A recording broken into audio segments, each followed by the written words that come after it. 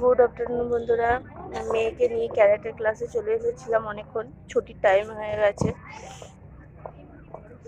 বসে আছি। ছুটি দিয়ে দেবে, আজকে একটু লেটে শুরু করেছিল বলে মানে দেরি হয়ে গেছে, দেরিতেই ছাড়বে, 7টা বেজে যাবে ছাড়তে আজকে। আর সকালবেলা মেয়েকে নিয়ে স্কুলে আঁকাতে নিয়ে গিয়েছিলাম, সেই ক্লিপ তুলেছিলাম, ডিলিট হয়ে গেছে। কিভাবে ডিলিট হয়ে গেছে সেই ক্লিপ আর দিতে পারলাম না, তাই এখন থেকে আবার ভিডিওটা শুরু করলাম। ঠিক আছে, চলো মেয়েকে নিয়ে বাড়ি চলে যাবো একটু পরেই। ঠিক আছে, চলো আবার পরে কথা হবে। মেয়েকে ক্যারাটে থেকে নিয়ে চলে এসেছি, অনেকক্ষণ হলো, অনেকক্ষণ মানে আধ ঘন্টাও হয়নি, এখনো 8টা বাজছে, আমরা 7:30 এসেছি। এসে একটু ফ্রেশ হয়ে বসলাম, প্রচণ্ড গরম, গরমে একদম ভালো লাগছে না, স্ট্যান্ড ফ্যানটা চালালাম, চালিয়ে একটু বসলাম। আর রাতে আজকে রান্না তেমন কিছু হবে না, ভিজে ভাত আছে, আলু ভাতে আছে, মেখে নেবো, কাঁচা পেঁয়াজ কাঁচা লঙ্কা দিয়ে মাখলেই হয়ে যাবে রাত্রে। আর মানে রান্না করবো না, আর ভালো লাগছে না আসলে সারাদিনের পর। আর সকালবেলা বললামই, সকালবেলা একটুখানি ক্লিপ তুলেছিলাম, কিন্তু ভুলবশত, আমারই ভুলবশত ডিলিট হয়ে গেছে। সকালবেলা মেয়েকে নিয়ে যখন আঁকাতে গিয়েছিলাম তখন বাজছিল 8টা বাজছিল, 8:30 স্যার এসেছিল। দিয়ে ছাড়ে মানে ছেড়ে দেওয়ার পরে দিদিভাই বলেই রেখেছিল দিদিভাই যে আমাদের বাড়িতে আজকে মুড়ি খেয়ে নেবে। ঘুগনি করেছিল, ঘুগনি দিয়ে মুড়ি খেয়ে তারপরে আমরা বাড়ি এসেছি। আর আজকে আমার দুপুরবেলা রান্না হয়েছিল পেঁপে দিয়ে, আলু দিয়ে, ওই একটা মাছ, পাবদা মাছ, পাবদা মাছ দিয়ে হালকা ঝোল করেছিলাম। শুধু ওই ঝোল ভাত করে রেখে গিয়েছিলাম মাখাতে, তারপরে এসে আর ভালো লাগেনি। এসেছি তখন কটা বাজে, 10:30 11:45 বেজে গিয়েছিল, হ্যাঁ 10:30 বাজছিল। এসে আর ভালো লাগছিল না, ভাগ্যিস করে রেখে গিয়েছিলাম, নাহলে এসে করতে পারতাম না। ঠিক আছে, চলো এখন আর ভিডিওটা আর বড় করলাম না, সকালবেলা আবার দেখা হবে, কারণ রাত্রেবেলা আর দেখানোর কিছু নেই আর। ঠিক আছে, চলো আবার সকালে কন্টিনিউ করব, সকাল থেকে কন্টিনিউ করব। গুড মর্নিং বন্ধুরা, চলে এলাম পরের দিন সকালে কথা বলতে। আমি মন মেজাজ একদম ভালো নয়। সকালবেলা অনেকক্ষণ আমি উঠেছি, 6টা বাজছে তখন উঠে পড়েছি। 6টা সারা রাত একটু ঘুম হয়নি, তারপরে এমনি 6টা বাজতে বাজতে উঠে পড়েছি, মেয়ে উঠে পড়েছে, আমরা উঠে পড়েছি। শরীর মন মেজাজ ভালো নয়, কারণ বলে দিই।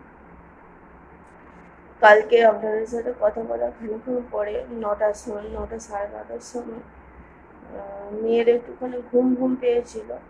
এবারে মেয়েকে আমি বললাম তুই বস, সোফাটায় বস, আমি খাবারটা তো রেডি করি, খাবারটা রেডি করে তোকে খাইয়ে ঘুম পাড়িয়ে দেবো।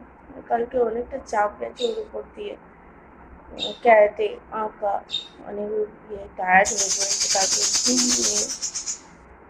তারপরে আমি বললাম ঠিক আছে তুই বস, আমি খাবারটা বাড়ি। এবার শুধু একটুখানি পেছন ঘুরেছি, আলুটা ভাঙতে ভাঙতে খুব চিৎকার করছে, দেখি কি হলো রে। তারপর দেখি অজস্র রক্ত বেরোচ্ছে হাতটা দিয়ে, হাতটা মানে স্ট্যান্ড ফ্যানটা চলছিল, স্ট্যান্ড ফ্যানটার মধ্যে আঙুলটাকে গলিয়ে দিয়েছে। এবার গলাতে গলাতে আঙুল তো একদম কেটে এবারে যা তা অবস্থা। এই রক্ত পড়া, আমি তো ভয়ে মানে ভেতরে আমার আর কিছু থাকে না, আমিও কেঁদে ফেলেছি। এবার যা করে ডেটল ছিল, ডেটলের তুলো ভিজিয়ে ডেটলটা ধরে খানিক্ষণ চেপে বসেছিলাম, গোটা মেঝে রক্ত ভর্তি, আমার গোটা গায়ে রক্তে ভর্তি ছিল। মেয়ে তো রক্ত দেখে আরো ভয় পেয়ে গেছে, সেই কি অবস্থা, কালকে সারা রাত কি হয়েছে, আমাদের সময় কেটেছে আমরাই জানি। মানে কি বলবো, মানে আশাই করিনি বড় বিপদও হয়ে যেতে পারতো। কাল থেকে খুব মন মেজাজ খারাপ, এবার সারা রাত শুধু যন্ত্রণা হচ্ছে, তো ওষুধ খাইয়েছি সঙ্গে সঙ্গে। ডাক্তারকে বলে টিব্যাক যে মলমটা সেটা দিয়েছে, তারপরে হচ্ছে ক্যালপল না প্যারাসিটামল দিয়েছিল, সে প্যারাসিটামল খাইয়েছি, খাওয়াতে একটু ঘুমিয়েছে, ঘুমোয়নি তো, যন্ত্রণা হচ্ছে তো, যতক্ষণ ওষুধের অ্যাকশনটা যতক্ষণ ছিল একটু ঘুমিয়েছে। তারপর আবার সারা রাত নিয়ে, তারপর আমারও ঘুম নেই চোখে, ঘুম হবে কি করে, মেয়েটা এরকম হয়েছে। সে কি অবস্থা, কি করে যে আমরা সময় কাটিয়েছি আমরাই জানি। আবার মেয়ে হাজব্যান্ড বললো চলো একটু বাজারে যাই, বাজার থেকেও কি খাবে নিয়ে আসি। তাকে ফোন দিয়েছি একটুখানি, সে যন্ত্রণায় সারাক্ষণ চিৎকার করছে। মলমটা সারাক্ষণ লাগাচ্ছি, দেখি কি হয়, আশা করি ভালো হয়ে যাবে আস্তে আস্তে। ওর আঙুলটা সেই থেতো হয়ে যাওয়ার মতো একবারে আঙুলটা একবারে যাতা হয়ে গেছে। ঠিক আছে চলো, আজকে আর ভিডিওটা করতে ইচ্ছা করছে না, আর ভালো লাগছে না, পরে আবার কথা হবে। ঠিক আছে চলো, আজকের মতো ভিডিওটা এখানেই শেষ করছি, আশা করি ভালো লাগলো। আজকের মতো টাটা, ভালো থাকবেন, সুস্থ থাকবেন, সাবধানে থাকবেন, টাটা।